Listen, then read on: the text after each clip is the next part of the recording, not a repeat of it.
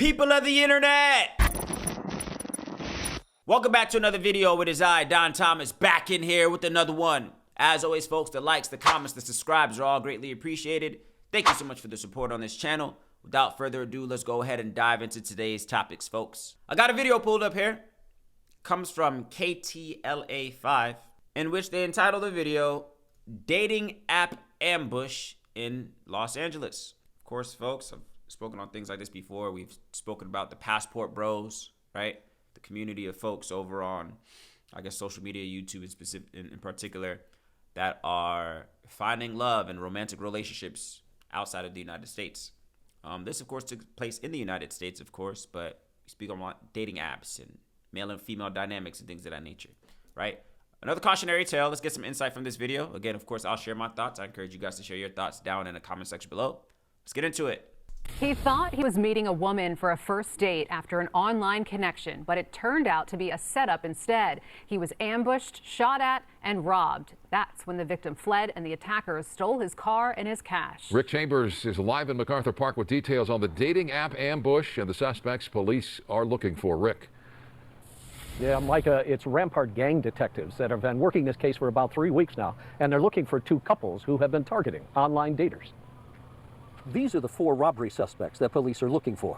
And this woman in particular, they say lured our victim off an online dating site. When they met in person, the female suspect had asked the victim to drive to a secluded area in our Rampart area. This is that street near downtown, and they weren't there very long when 2 additional suspects came over, and one of the male suspects had opened the door of the victim's vehicle.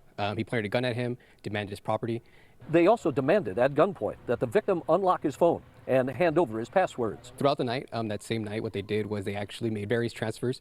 They bought many things that totaled about $20,000. The goosebumps are actually... Daniel Contreras lives nearby and says he'll make some adjustments now to his routine. Maybe just aware on the online situation, and well, yeah, to be more aware and the lookout. And detectives say that the robbery at gunpoint wasn't the end to our victim's nightmare. The male suspects actually shot towards the victim who was seated in his vehicle. The victim in fear actually fled the location and left his vehicle back there. The robbers came back 3 hours later and stole the man's car, dumping it nearly 7 miles away in this alley, just off 56th and Central, and then set it on fire.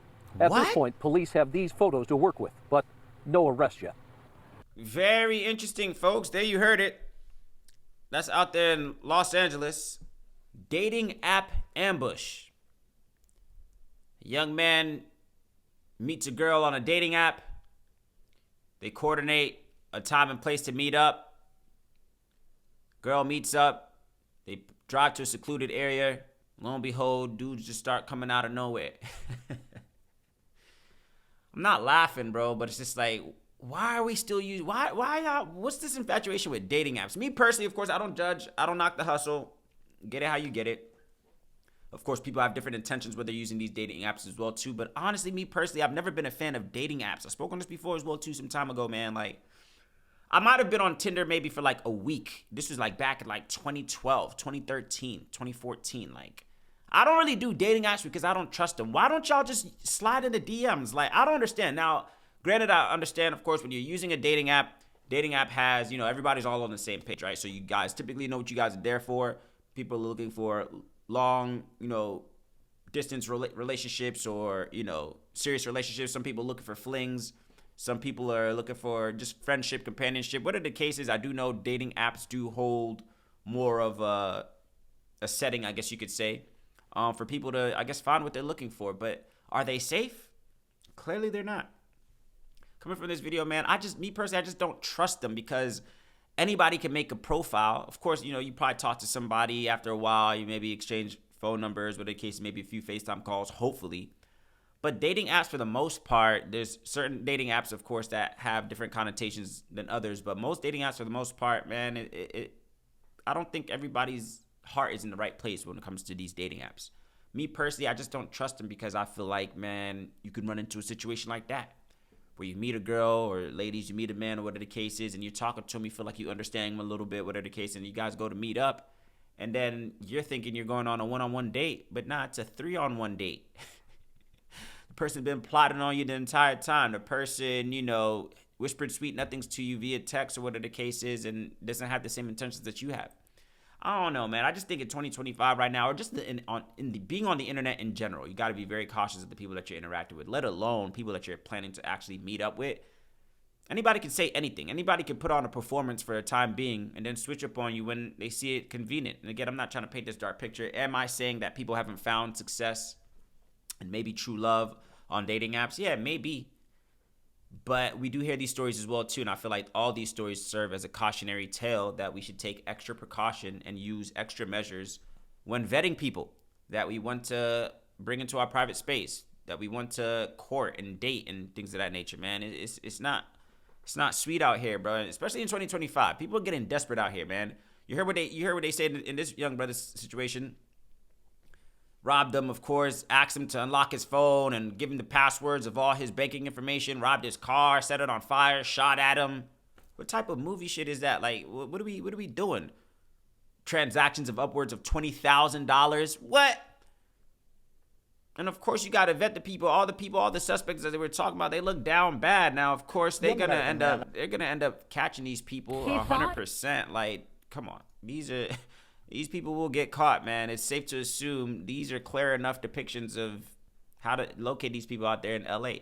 And all of these people look down bad. Like, they look like they're down to their last dollar. I'm not here to judge what are the cases, but yeah, these people fit the description of people that look like they're up to no good. Again, I'm not trying to judge people by their externals or the cases, but you just got to be mindful, man.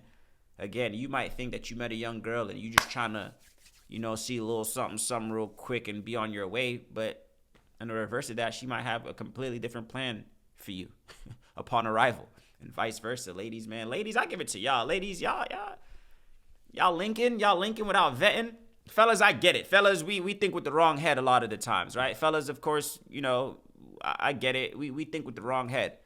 But ladies, on the flip of that, man, you meeting up with dudes on apps that you met online without properly vetting them, without, doing a quick background check or whatever the case is. Come on, man. You got to take all the precautionary measures when you're dealing with people on the internet, man.